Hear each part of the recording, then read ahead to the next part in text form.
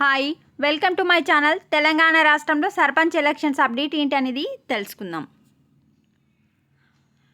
మీరు మారండి, ఇకపై పార్టీ నేతలకు ఎక్కువ సమయం ఇస్తా, అందరి రిపోర్ట్ కార్డు నా దగ్గర ఉంది. నా గురించి మీరు అనుకున్నట్టే మీ గురించి కింది స్థాయి నేతలు అనుకుంటారు. సీఎం గారు మంత్రులకు చెప్పారు, నా గురించి మీరు ఏమేమి అనుకుంటున్నారో మీ గురించి కూడా మీ కింది స్థాయి నేతలు అనుకుంటున్నారు.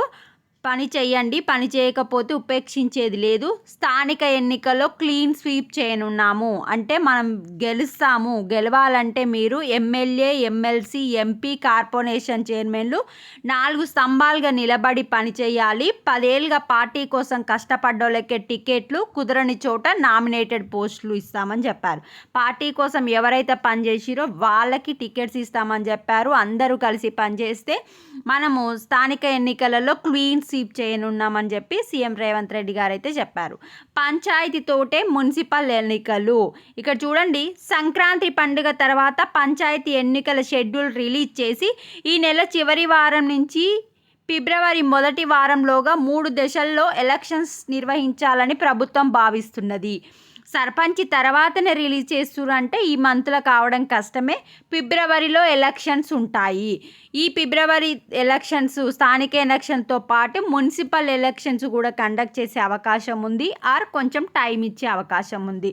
సర్పంచ్ ఎలక్షన్స్ మాత్రం సంక్రాంతి తర్వాత నోటిఫికేషన్ వస్తుంది. ఫిబ్రవరి 2nd వీక్ వరకు మేబీ కంప్లీట్ అయ్యే అవకాశాలు ఉన్నాయి.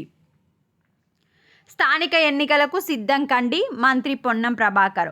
వచ్చే స్థానిక సంస్థల ఎన్నికల్లో ప్రతి గ్రామంలో వార్డు సభ్యుల నుంచి సర్పంచ్, ఎంపీటీసీ, జెడ్పీటీసీ స్థానాలు కాంగ్రెస్ పార్టీ నాయకులే గెలవాలని, అందుకు కార్యకర్తలు సిద్ధం కావాలని మంత్రి పొన్నం ప్రభాకర్ పిలుపునిచ్చారు. సంక్రాంతికి రైతు భరోసా, రేషన్ కార్డులు, ఇందిరమ్మ ఇల్లు మంజూరు చేస్తామన్నారు.